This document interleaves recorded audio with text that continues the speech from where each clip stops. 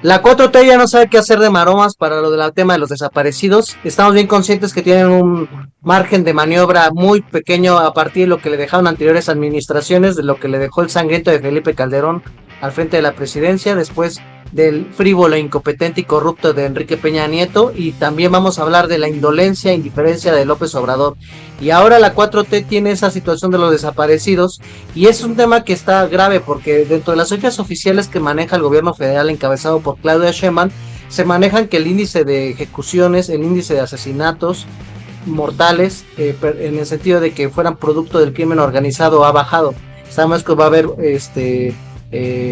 situaciones de muertes que no necesariamente están vinculados a un hecho delictivo, y en ese caso es de aplaudirse que se puedan bajar esas cifras, pero lo que ha aumentado de manera escandalosa y no se presuma es la cantidad de separaciones, y esta práctica empieza a ser peligrosa en todos los estados de la república, en cómo se ponen en manera mañosa en las carpetas de investigación por parte de las fiscalías y de parte del Ministerio Público, las personas desaparecidas, para no poder acreditar que son personas que fueron asesinadas, que fueron producto de un enfrentamiento. Y esa es una situación que tiene que resolver la 4T y el gobierno de Claudia Sheinbaum, porque una de las cuestiones que motivaron la salida del poder del PRI y del PAN fue de que ya la gente estaba harta del nivel de violencia. Y una realidad es que durante el sexenio del presidente López Obrador, la política social implementada por este presidente ayudó a eliminar las dificultades que se tenían en términos de estabilidad social, porque hablamos de un presidente que pudo tener mucha obra pública, que generó empleos formales, generó una derrama económica muy importante, porque se generan tanto empleos directos e indirectos en las zonas donde se van a construir grandes obras. Podemos ver los índices de crecimiento que tuvieron, por ejemplo, el estado de Tabasco, que durante todo el sexenio tuvo crecimiento entre 7 a 11%,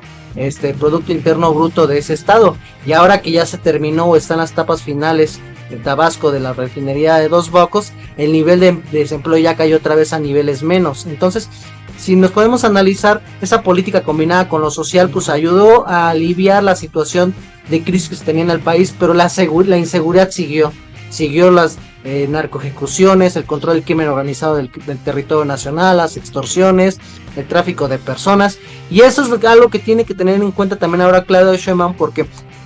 la clase opositora que está al frente de los partidos políticos va a utilizar estos elementos de la inseguridad, de las desapariciones, y si Morena no actúa bien, ¿con qué cara va a pedir que la oposición, entre comillas, no sea carroñera? Si en su momento la oposición que encabezó López Obrador tuvo la inteligencia y la sabiduría de levantar las banderas de desesperación, de lucha de los movimientos sociales que planteaban justicia, como lo que fue el movimiento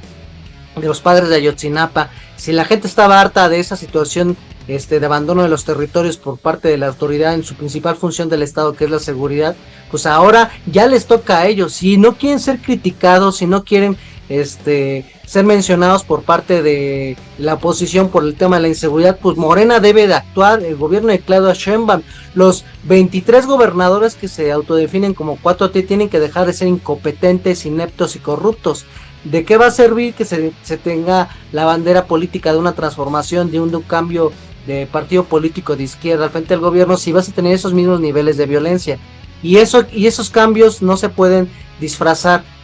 Vamos a agarrar las narrativas que en su momento tomaron el PRI y el PAN para justificar este campo de exterminio que se estaba convirtiendo en México. Creo yo que esa es una situación que se tiene que discutir, y una obligación de la izquierda es que si no atiende esta situación de inseguridad, de desaparecidos, de crimen organizado, de trata de personas, de trata de migrantes,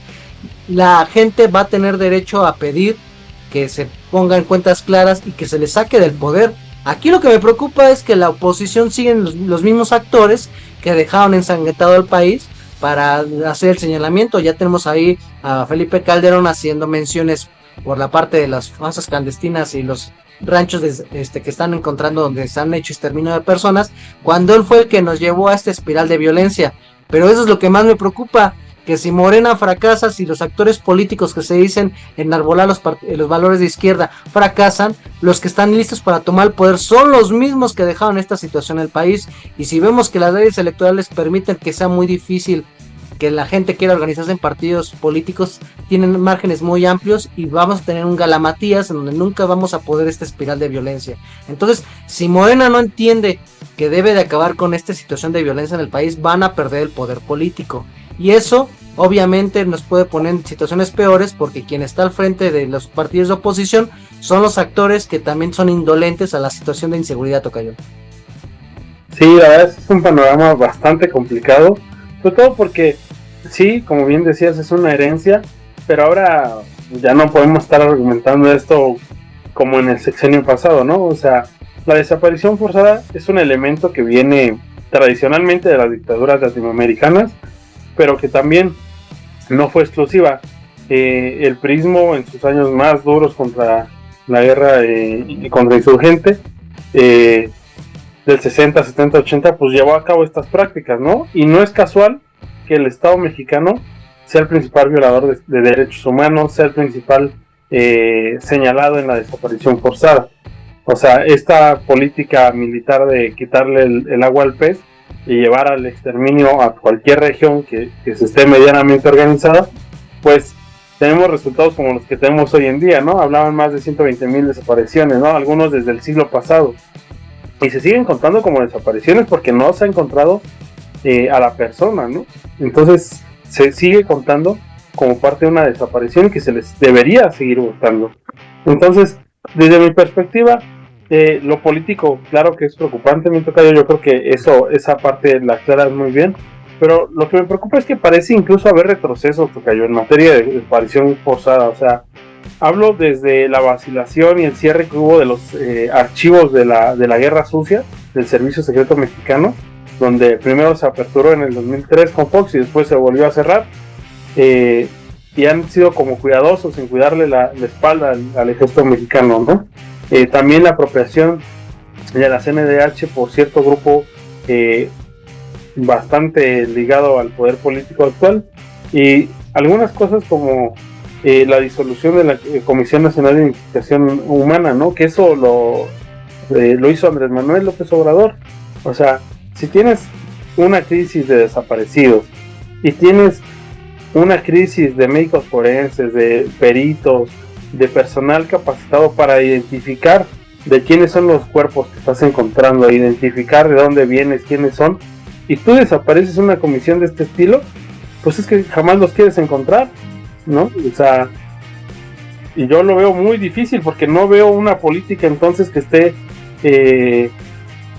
con un contrapeso a las demandas y las necesidades que tienen los familiares de los desaparecidos, ¿no?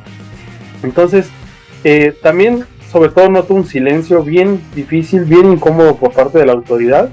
y que cuando hablan cosas como las que habló Noroña o Gers Manero, donde descalifican de donde la línea editorial pro 4T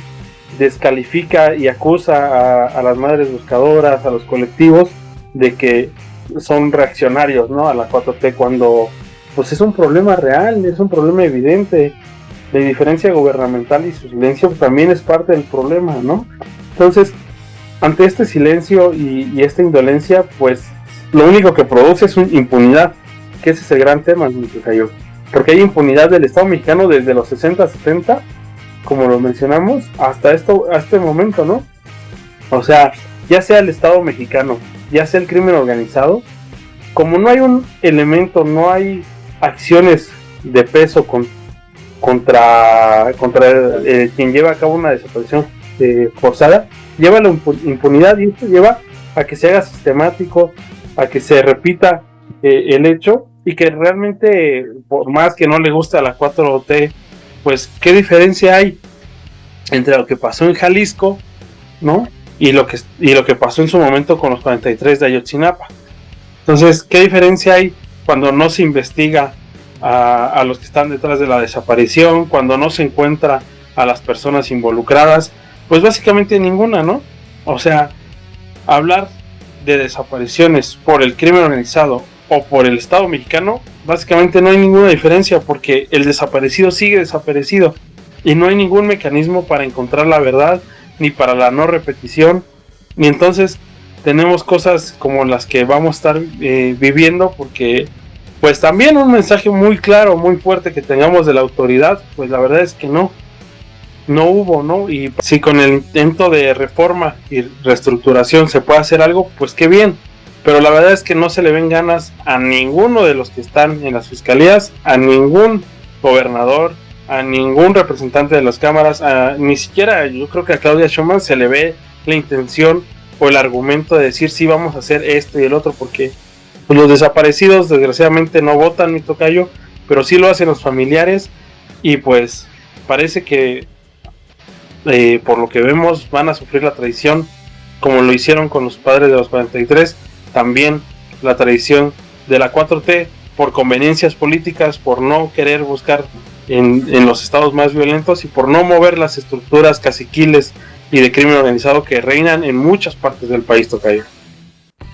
Sí, vamos a seguir hablando lamentablemente en este sexenio de las situaciones de los desaparecidos y el ambiente de violencia que se tiene en este país. Sobre todo queremos saber sus opiniones, amigos, que lo comenten en la caja de comentarios, ya sea de la cuenta de TikTok, de la cuenta de YouTube o de la cuenta de Facebook. Los esperamos para otra edición de Vínculo Político.